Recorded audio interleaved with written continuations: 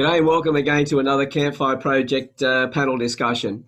And today, first of all, I have with me Eamon Fisher. How are you, Eamon? Good. Good to be here again. It's great to have you here. And as everybody may have heard Eamon in his last talk that we had, Eamon's a personal trainer and a counsellor. So you're working with mainly men, or do you work with women as well?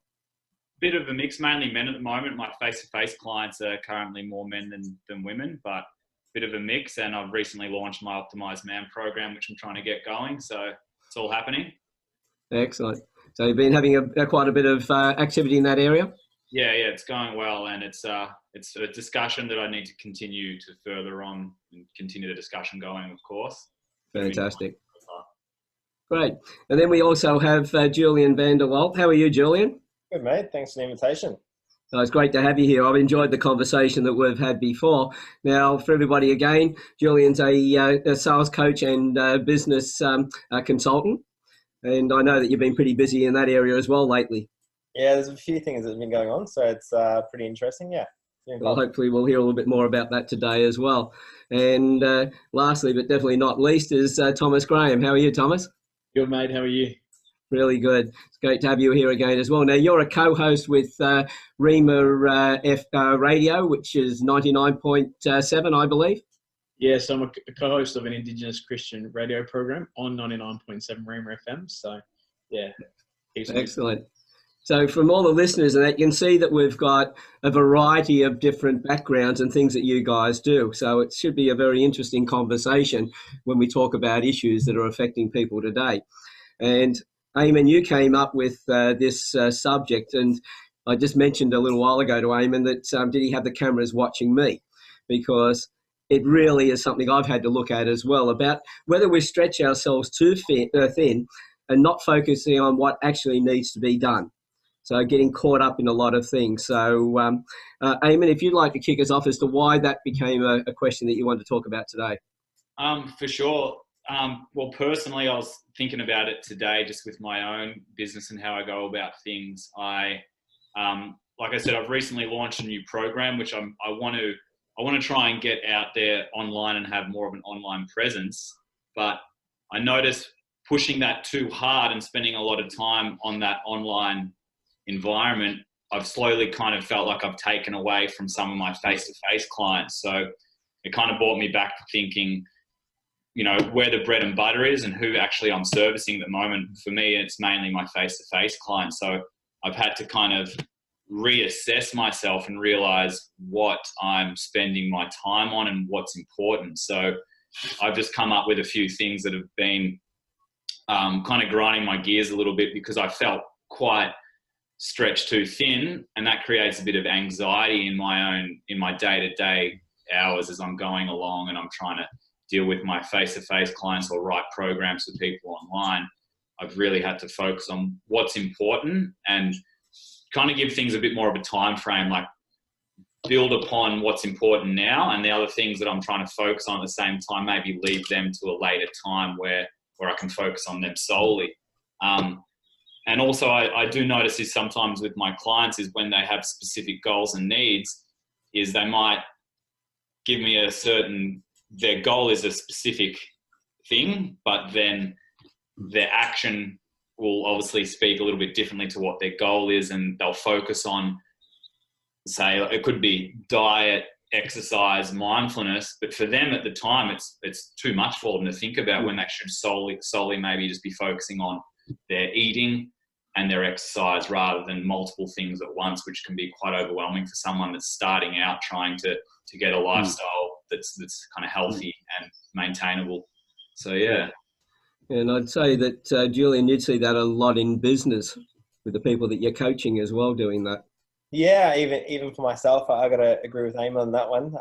One of the biggest things that I see in sort of the people that I work with is just not letting it get into crisis. So if you look at your tasks and more of the strategy behind it, you've got urgent and very important.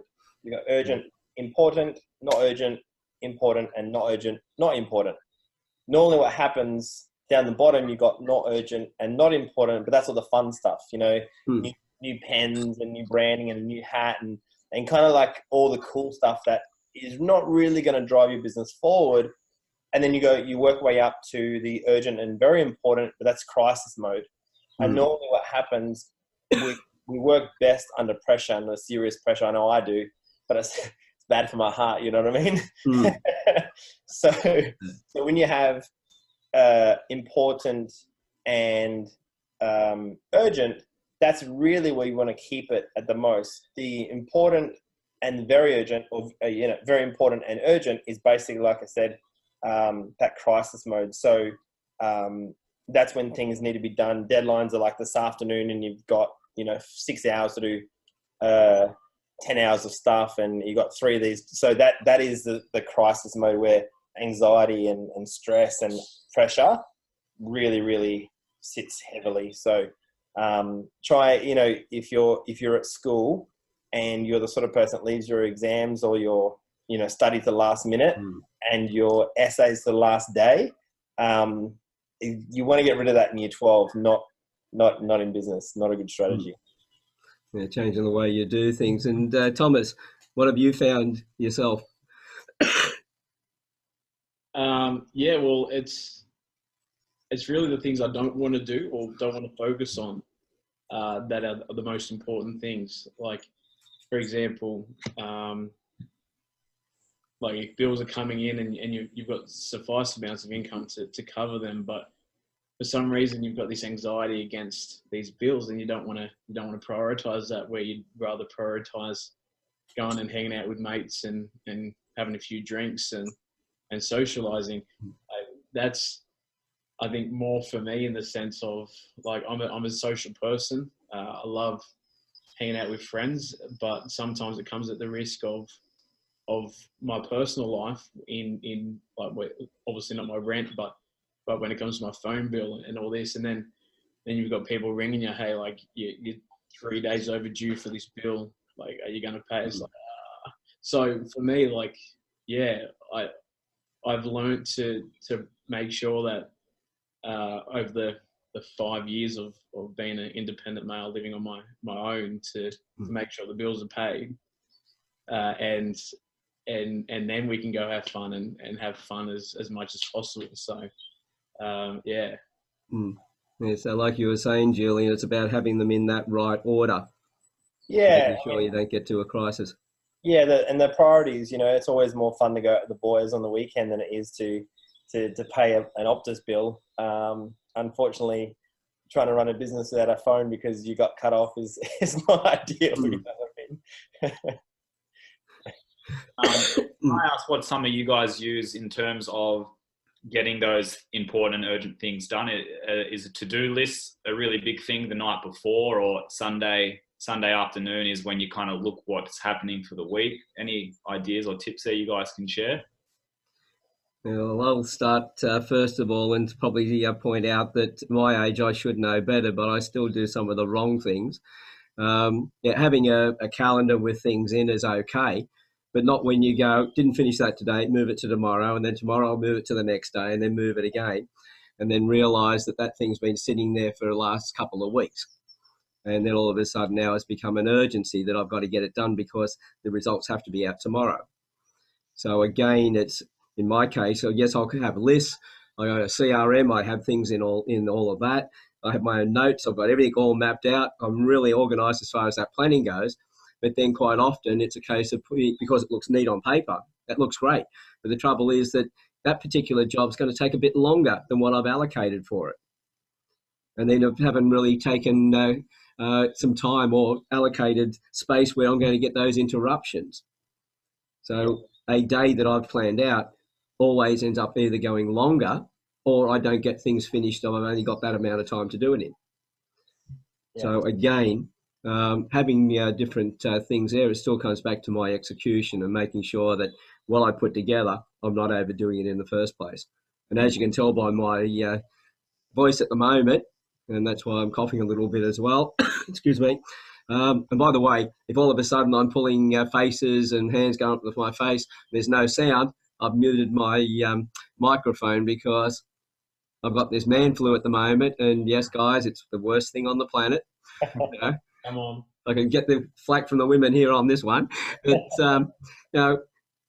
that's come on because I haven't looked after myself. So when I saw this question come through, I went, you so-and-so, you've been watching me from the background and just trying to highlight to me Alan, do what you tell everybody else they should do. Yeah. So thanks for that, Eamon. That's all right. Yeah, strategies are definitely important. And like you said, Alan, it's the execution. Planning is one thing. In fact, that's probably really 30% of it. Really, the success is in the execution of it. Almost the point if things are unplanned and executed well, that is sometimes better than lots of planning but no execution. Some people get stuck in the detail. It's almost like there's people that love personal development courses, and they're like these junkies of personal development, and the Tony Robbins, which is not a bad thing, and the Gary V's and Grant Cardone that just had their world tour or Australian tour. But if you don't go back and actually, take the notes and actually use those notes in your business or your life, it's kind of like the hype and the motivation from that event is somewhat diminished very, very quickly. And life is, for me, what I found, it's all about creating that momentum. And that starts in the day. So I have a cold shower every morning, not because I enjoy it, not because I get invigorated by it, not because any other reason, but it's just something that I do not want to do, and I get that done first. So that's been a big, in the last probably 12 weeks, that's been a big sort of kicker for me. And it's just literally shaping your mind to do things that you don't want to do, even though it's best for you. For some reason, there's always another reason why you're not going to do it. And for me, that cold shower in the morning, apple cider vinegar, don't enjoy that one either. So there's a few things that I start my day with that I don't necessarily enjoy, or what other people get a lot of kick out of, and that starts me off. And then that's the momentum to start doing things that I don't necessarily want to do, but it's something that, it's like eat the frog at the start of the day. Yeah, well, it's like having the leaving it till the end of the day means you're thinking about it all day, which you're not going to enjoy the rest of the day. But once it's done, it's out of the way. It's out of the way, exactly. So, and then planning at night time. So the next day, anything that's missed for that day, and things pop up. These things are a pretty good distraction. It's a very, I sometimes, if I've got something creative to do outside of strategy, I actually put that away. I'll put it on flight mode so no one can disrupt that flow and creative flow in my mind. You just got to be a bit more smarter. There's nothing major that's needed for me to answer that call in certain periods of time, an hour or two a day. No one's dying, right? And I know that seems pretty harsh, but in some way that discipline and the harshness, you got to find that somewhere, because otherwise it's going to be quite difficult. And like you said, Alan, it just gets pushed back and pushed back and pushed back. And all of a sudden you realize, man, I haven't done this in 3 weeks, when really it's not that big a job. That's it. And I think you're pretty right about the fact that if it's something that might be important to other people, it might be something that is important to you as well. But if you can't make a change to it, knowing about it at that point in time is not going to make any difference. Yeah. So being able to cut yourself off from the technology for a little while to get those other jobs that need to be done without interruption is a smart way to do things. Did you notice, Julian, that morning routine became easier, even though you didn't want to do it? Say the first month might have been the hardest, but now it's been a couple of months that it's a lot easier, and it just kind of is more autopilot than anything. Yeah, it's a little bit easier. I think we went to Queenstown in the middle of July. That was pretty cold. So, and then I was traveling to Brisbane, and a cold shower in Brisbane. I was like, oh, nothing. This is, and compared to who, right? Queenstown actually gave me blood noses for the week every time I had it. So that was freezing. So I don't know how good that is, but get it done. And at the end of the day, you want to. We can all make as many excuses for doing things or not doing things as we want to. The more you start to remove those things, and essentially what that does, the good wolf and the bad wolf, it just slowly starts to keep that bad wolf quiet, and the mind control that you actually have of your own body and mind starts to get stronger. And we can all do with a little bit of that, I personally don't think we have a major mental health issue. I think we have a major mental strength issue. That's what I think we have. Good point. Yeah, I think that's very true. I think, like you said, the good wolf and the bad wolf, well, which one's the strongest? The one you feed. Yeah. And so that's the thing, and it's up to us to make that decision on which one we're going to feed. Yeah. So again, how important is it for us, know our goal, where we're heading to, what we really want in life, and then go, okay, what do I need to do to get there? What things that I do today don't help that at all? Yeah. It's different to niching, but it's a similar type of approach. Yeah. Whereas in my particular field, it's very hard to niche, but I need to start niching some of the things that I do to make sure that I get through the stuff I need to get through, the stuff that's most important. Yeah. How about yourself, Thomas?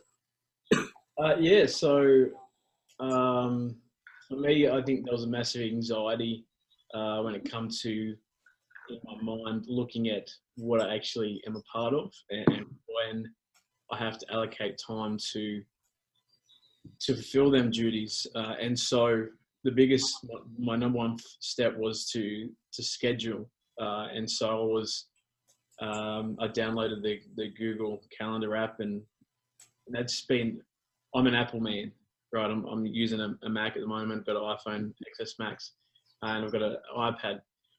So for me to download an Android kind of app was very countercultural for me, very sacrilege. But I downloaded the Google Calendar app, and that has made it a lot easier for me to schedule things, to make sure and to plan. And so that initial stage took a lot of anxiety off, because I'm seeing, okay, when I'm looking at it from, I've got to work from midnight till 6, then come home and sleep, then got to be in the Soul Cafe office, and then I've got to referee at 5 o'clock that night, and then either I'm working again that night, so I've got to add sleep into there. Like, that can get really anxious and cause a bit of anxiety. So that seeing it on a tangible product really saved me. But then back to what you were talking about, Alan, about my to-do list. My to-do list was massive. Like, and with Soul Cafe and Life Church, I've had the opportunity to step into quite important roles when it comes to website design and website development and updating and all that kind of stuff.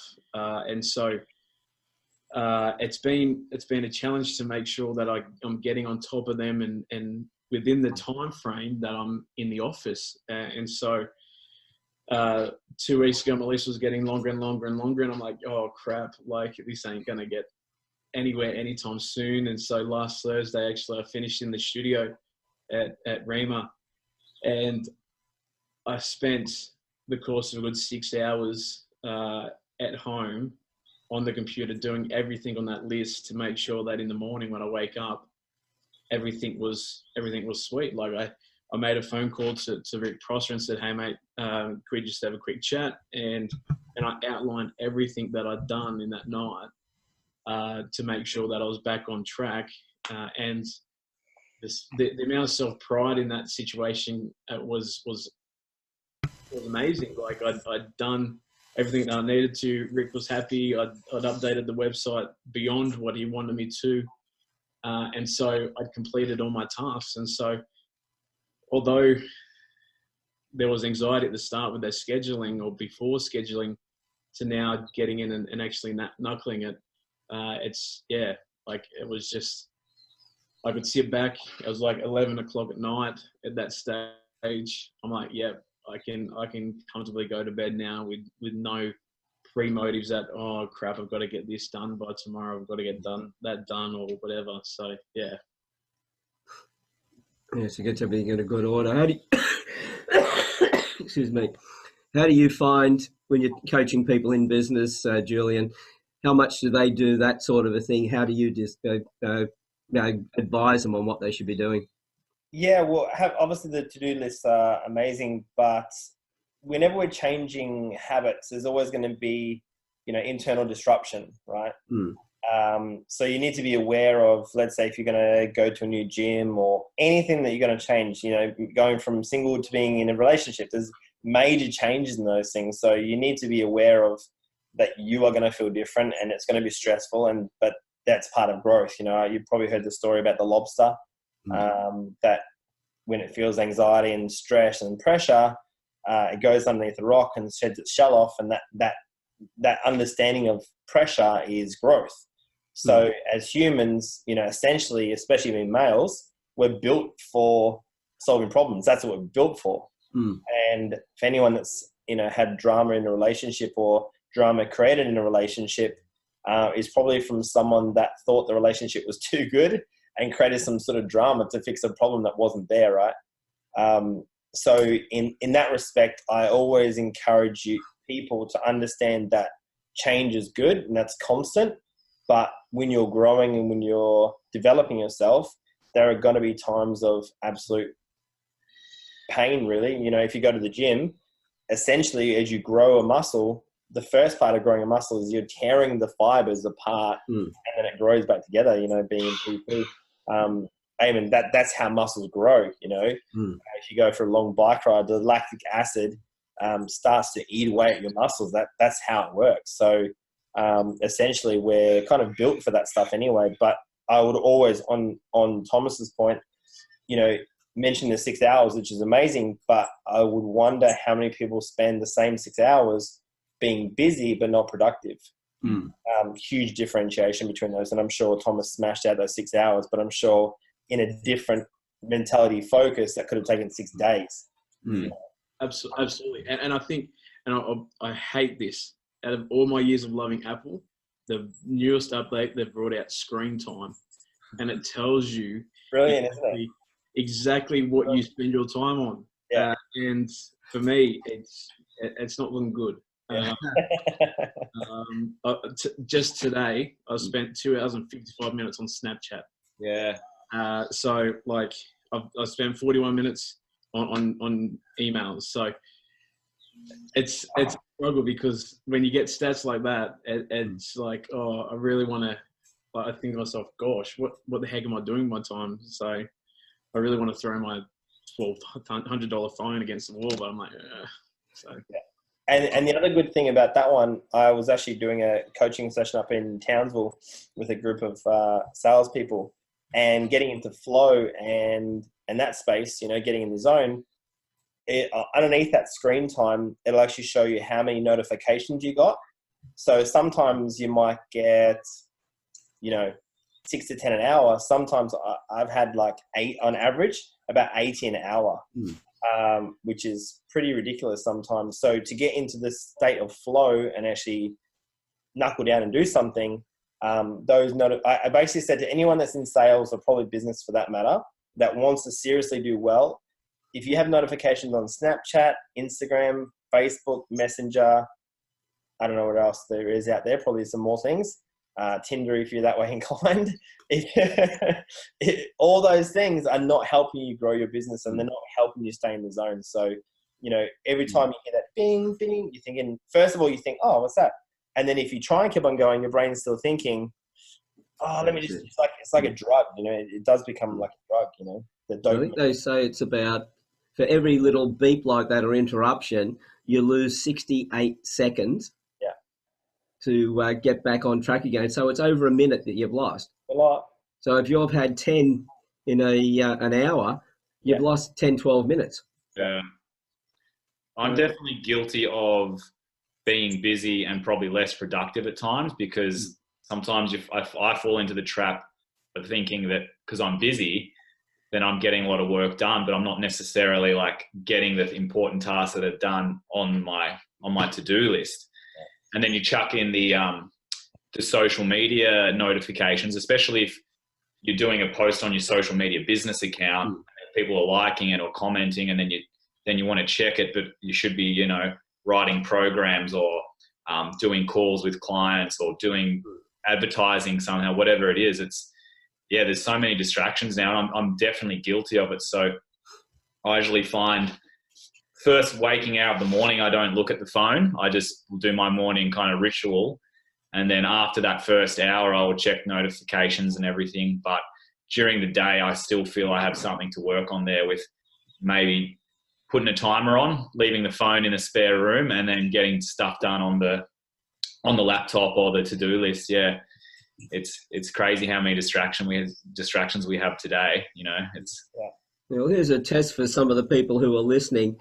Turn your notifications off for a day, and just mindfully check how many times did you think about Facebook? How many times did you think about Snapchat, your LinkedIn page or whatever?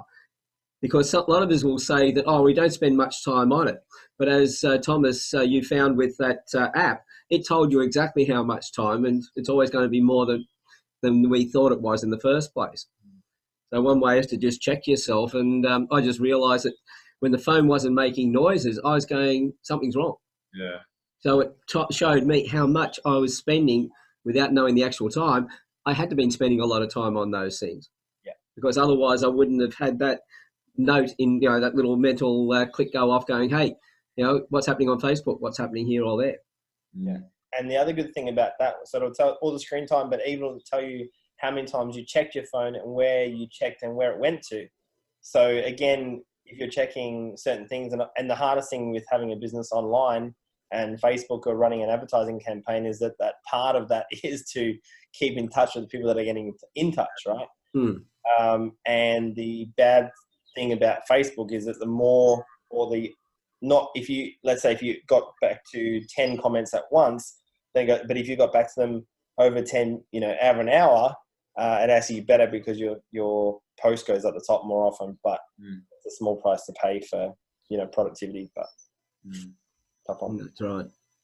And quickly, Eamon, you touched on a ritual in the morning.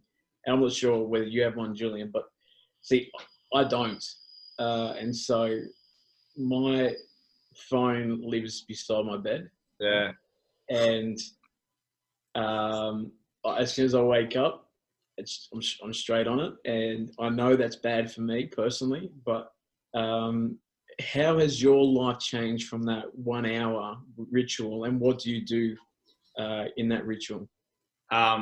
Well, I've definitely noticed since doing it, I've been doing it for quite a while now, so I just make sure I'll leave my phone outside on a charger, and then I've got an alarm clock in the room, so I'm not using my phone before bed, before I set the alarm as well. So I make sure before bed I'll be reading, phone's out of the room.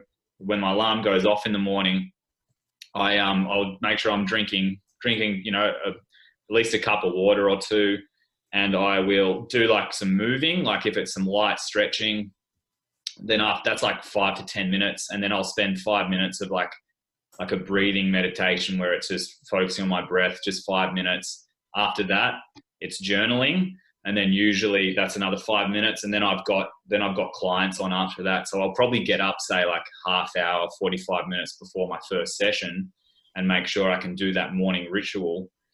And I definitely feel like it sets my day out. Like Julian said with the cold showers, I've already started the day off on a good note, and from there things can tend to flow better. Obviously things can happen during the day which can make your day bad, but I find starting off on the right foot definitely gives me a feeling that I can be more productive, and I'm not blasting my brain and my eyes with a screen in the first hour of waking.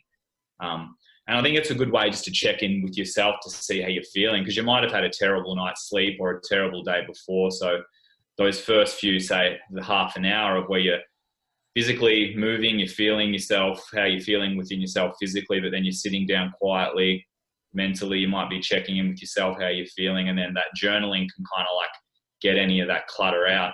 Even if it's writing your goals down or it's just writing your thoughts down, it kind of can get everything out there so you can start with a clean slate. Because if you grab that phone and you've just woken up and there's a notification from your friend from last night, or the video you missed from something, it's like you got someone else's agenda going straight into your system, and that can kind of maybe distort how your day will be set up.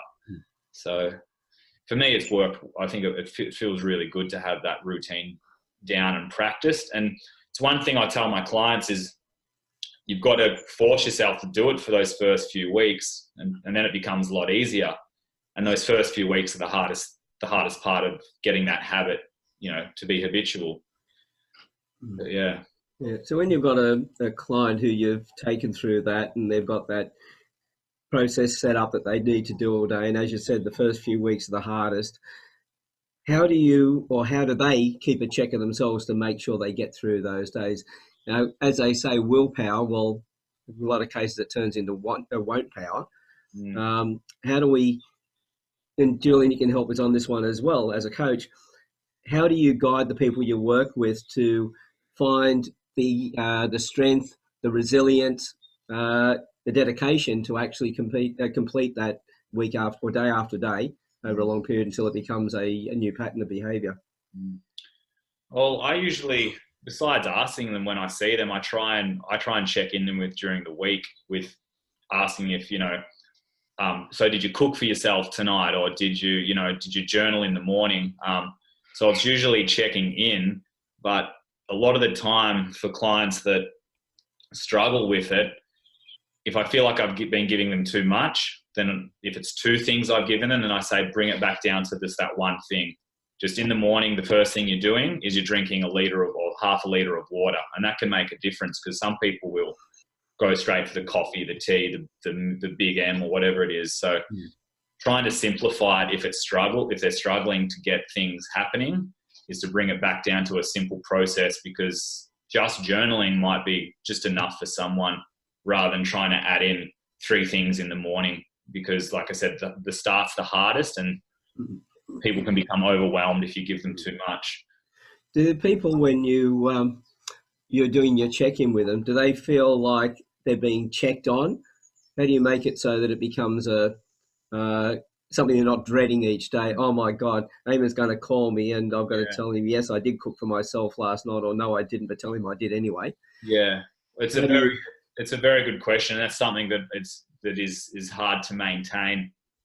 One thing I do with one of my clients, for an example, is training him 3 times a week. Every time I train him, as we're having a discussion towards the end of the session, I'll ask him, so what are you cooking tonight? So the nights he trains with me, he has to cook for himself, knowing that he's cooking a meal for himself rather than getting the takeout on the way home. So that is a way that I can do it with some of my clients, because I'm already there in the conversation with them. We're training. It's less of a checkup, but I understand how it could feel. And I often wonder that too with my clients. If you're asking too much, how much do you give? How much do you take? A bit of a trial and error sometimes. I find that quite often turning into a conversation, okay, they did cook for themselves, what did you actually have? What's your recipe like? How did that actually taste? So they get into the discussion of what they've actually done, and it's no longer a checkup, and now becomes something they're able to tell you about their expertise in the kitchen, for instance. Plus, you'll find out if they're full of crap pretty quickly. Well, if they go, oh yeah, it was wonderful. You can catch them out pretty easy on that one. Yeah, you can. Maybe I'll get them to send me a photo sometimes too after that session's done. They're like, yeah, I'm going to cook, stir fry tonight. Half an hour later, I'm like, all right, can I get a photo of that stir fry? Yeah, you haven't been working for the pizza place again, have you? Because I know they film everything before they send the pizza out. Yeah. So Julian, what were your thoughts on that? Well, to change behaviours, sometimes with accountability partner, social pressure is not a bad thing. If you can get a group of 5, 6, 7 people, whatever, it doesn't really matter how many, and have that accountability where there is more social pressure to change behaviour, whether it be cold showers, whether it be eating properly, going to the gym. Group training for people that aren't as motivated, not saying that they're not motivated, is so much better. Getting a PT when you're not, to get back into the gym is definitely a great idea, because going by yourself, there's always a reason why you can't do it. But paying someone for a PT is a great way to make sure that you're at the gym, right? But anything to change behaviour, you work on 3 main things. You got motivation and you got benefits. So what is the actual motivation behind someone's change of behaviour? And obviously, if they can see the benefit of that change, then it's going to be applicable for them. The next part is the ability and confidence. Do they actually have the skills and the tools and the resources to change that behaviour? And the last one, and the most important one, is probably the trigger. And that's where we become so habitual, we don't even think about it. First thing that some people go to would be the chocolate bars and the chips, right? When they get home, definitely from a very, very bad standpoint, the harder my training session, the more I want a large popcorn chicken from KFC. So I don't, but it's what I feel like straight away. It's like, man, or that they worked really hard out in the gym and then they have a cheat meal. It's like that really was a counterbalance of everything, so it didn't really help you. But yeah, so change of behavior, motivation, ability, and trigger. It's the triggers that really catch us out. I was literally thinking the same thing this morning when I checked my phone before I was even awake, and then I get that little bit of a hit of dopamine kicks in, and I get that like, all right, I'm ready for the day. When really that should come from anything else but, it should come from a little bit of reading, or reading at least an inspirational quote or something, having a cold shower, doing some meditation has definitely been helpful for me. I've got 3 kids and 1 on the way. So, my mornings can be an absolute mess. So to wake up at a certain time, 6:30, it could be, there's no excuse for it, but it could be way out of whack. This morning, I think we're up at 5:30. Normally we wake up at 6:45, and that was it. We're awake. So, unfortunately, you got to be a little bit kind to yourself, because, when life gets more complicated, I'm very happy for those that are not in a family of 3 or 4.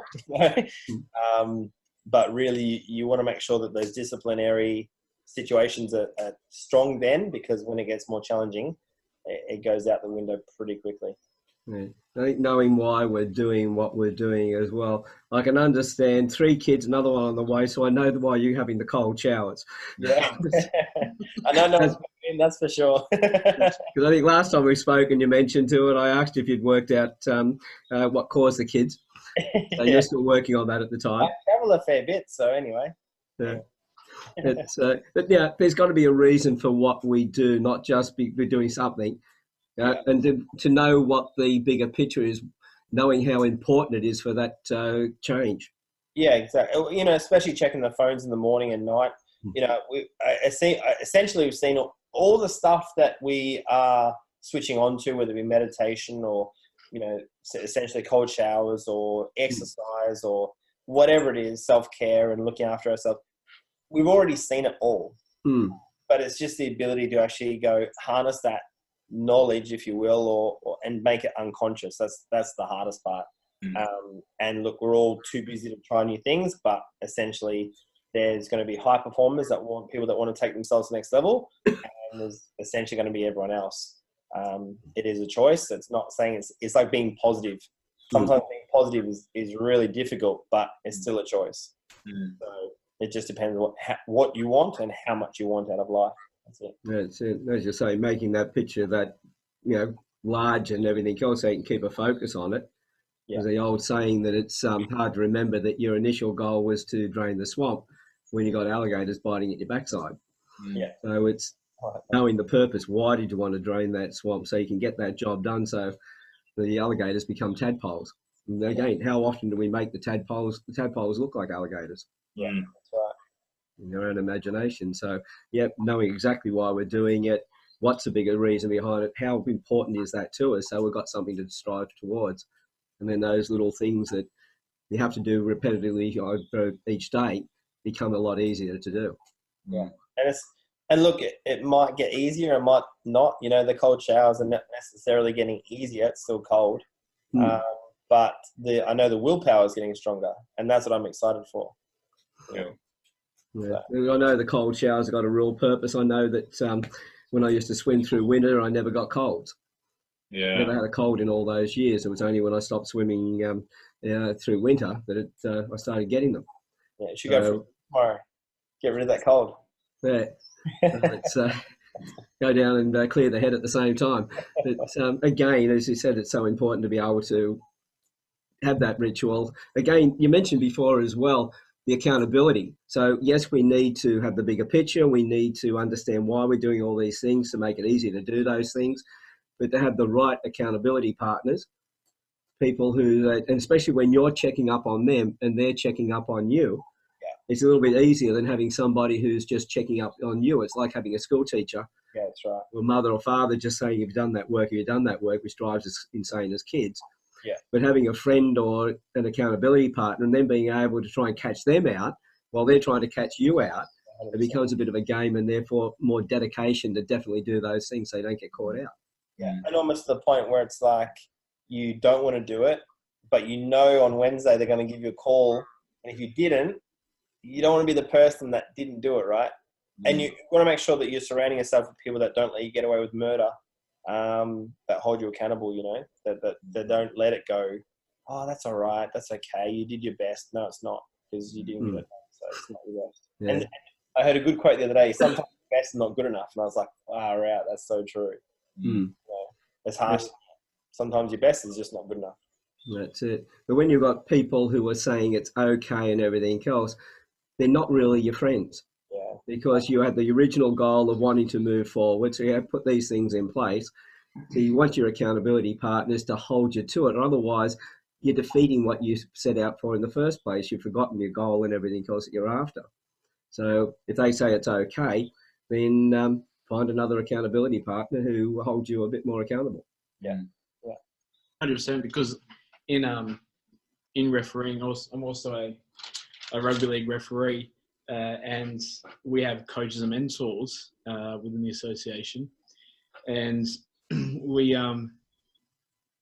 a coach or mentor comes to one of our games and watches us and critiques us, and obviously this is just one of the 8 reports that I have, but there's things that we may not know what we're doing, in the sense of it might be habitual or so common that your mind doesn't register that you're doing that, and it could be a good thing, could be a bad thing, but when you get as a referee, when we get these reports and sit down with that coach and talk to them about that. Look, I've got some good reports from coaches that will just give you a good report no matter what, or just for the sake of it to get you through the system. But then there's coaches within our association that have a huge repertoire of knowledge, huge repertoire of respect, and so like this one that I'm holding is from the highest regarded second grade coach, referees coach in the association. And so for him to give the report that I've got personally is quite far and above. And so whatever he says that I need to work on, my ears go up and I listen. Whereas other coaches, you know what you're going to get, because they're just going to polish your apple and go on, right? And so you don't really take the accountability too much because of the credibility behind it. And so I think that's where it's really important to get beside someone that's going to not just polish your apple when they've got nothing else to tell you, but they're actually going to tell you where you messed up and go, okay, you need to pull yourself in there, and that's not you. And I have many, like Rick Prosser is one that always pulls me back. So going back to not stretching ourselves too much, how does that relate to like personal relationship wise, in the sense of your close friends and stuff like that? Like, are we talking about intimate relationships, or no, like like obviously, Eamon, you've got clients, and so do you, Julian, got clients or that are business related, but when you clock off and go spend time with them people that are your best friends, that are your brothers or sisters or whatever, how has that, like, because for me it's been a challenge, because the more I spend time with someone, the others think that I'm favoriting them, if you know what I mean. Like, how do you not draw yourself out in your life? Yeah. For me personally, I find I've got to make sure I do clock off, and you are not looking at your phone while you're cooking dinner with your partner. And it's one of my goals I write down in the morning is a relationship goal, and it's like I repeat it every day, I need to make sure I'm listening with more intent and actually engaging in the conversation I'm having with the person, because I'm thinking about business or training, but I'm sitting there having a conversation with, my sister or my partner, and I need to be in that conversation properly. So one thing for me writing it down every day and reminding myself during those conversations is to be completely present, because the conversation is just as important as anything else, if not more important, because it's my partner, it's my family. So for me personally, I have to make sure that I am there and I'm present like I am now. I'm having a conversation, I'm engaging properly, I'm listening to each person,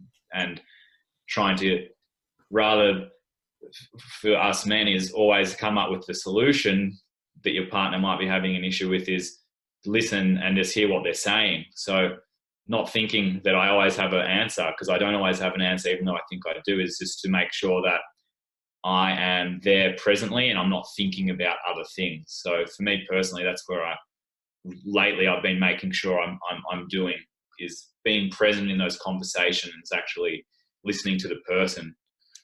Yeah. Yeah. Couple of points on the one with the rugby coach. The Johari window is quite a good model to be focusing on. You know, you've got the part that I know and you know, and then there's parts that I know that you don't know, that's hidden. Then you have the parts that you know that I don't know, that's a blind spot, and then there's parts that's unknown to all. So that Johari window is a good model to follow in that space of knowing basically what to know. Do you know what I mean? And from a coach's third eye point of view, then it's much easier to find out exactly where you need to be, but you need to have the right coach. You can't just have someone that's polishing your apple. On to the next point. Yeah, tattoo around my wrist is, my grandfather used to say all the time, wherever you are, be there. And that has probably taken 10 years probably to become a principle. But we, between my wife and myself, whenever we go out to a restaurant, I literally leave my phone at home. I just don't need my phone in the restaurant. You know, no one gives a crap about my food. You know, but the worst thing is about that is every now and then you'd like to take a photo of you and your wife, but most times, or I might put it in her bag and put it on the floor. But you know, the most important people to me at that point in time is the person I was having, you know, lunch or breakfast or dinner with. Around the house, the phone goes off quite often, but you know, around dinner time, it kind of sits over in the corner. And you know, we've got business. I've got business from Taiwan. I was on the phone to Lithuania the other day, Canada, which is 14 hours behind. So the time zones are all over the place. So it could literally be going between 6:30, 7 o'clock in the morning till 10:30, 11, 12 o'clock at night. But there are certain moments of time that are just uncontactable. It's not a set, you know, 5 to 7, but you just have to be quite disciplined and selfish, if you will, because you're right. What Eamon said, you know, the time that you have with your partner might be limited at best, but you got to make sure that they don't necessarily need 12 hours a day with you, but the 2 hours that they spend with you, it's got to be their time, you know. Kids are exactly the same. Then I went through a stage where I might have only seen the kids for a week. I was pretty busy, maybe 15, 20 minutes a week at some point. But that 15, 20 minutes was the best 15, 20 minutes of their whole week. There was no phone. We just mucked around. We did whatever we, you know, and that was it. You know, sometimes when I was working in the office early, I'd leave before they were awake. I'd get home after they went to sleep, and I might see them on the weekends. I might be traveling, so I might see them 5-6 minutes in between something, or at night time just before they fall asleep. You just got to make sure that that's their time. We've earned that, you know. So that's all. The rest essentially can. Nothing is more important than the people. There's no point in building an empire and then looking back in 30 or 40 years' time and there's no wife. Your kids don't speak to you anymore because you don't have a relationship with them. Your friends that you're talking about, I don't have friends that worry about the time spent with them. I try and get around as often as I can. But at the end of the day, my time is probably the one thing I can't ever get. Well, it's one thing that we can't get back. So you've got to be quite selfish with your time, and I just do not spend time with people that don't give me something. I just don't do that, you know. If there's a relationship, is otherwise I call it a relationship. Yeah. It's funny, I've noticed that over the years though, slowly people have kind of gotten out of my circle of friends that haven't been serving me in, you know, a positive way. Like I haven't necessarily deliberately done it. It's just naturally happened because wanting to improve myself, kind of those people end up just kind of being out of your life. And yeah, I think it's very powerful for sure. Very powerful if you can notice that happening. Yeah, on that, you have to be comfortable with that's going to happen. You know, when I was about 22, I was up on the Gold Coast, and I didn't have bad people, but I didn't have great people in my life. You know what I mean? There was some negative people, and I thought myself, like, I need to get rid of these negative people in my life. And I didn't start on getting more positive, because positive with negative, I'm not going to attract those people. And it was literally a conscious effort or thought process to begin with. It wasn't like, okay, got to get rid of that one. It's just like, I need to get rid of negative people. I need to get rid of negative people and just eliminate them to start with. And anyone that didn't give me anything, I just slowly cut them off and just didn't put any effort into them.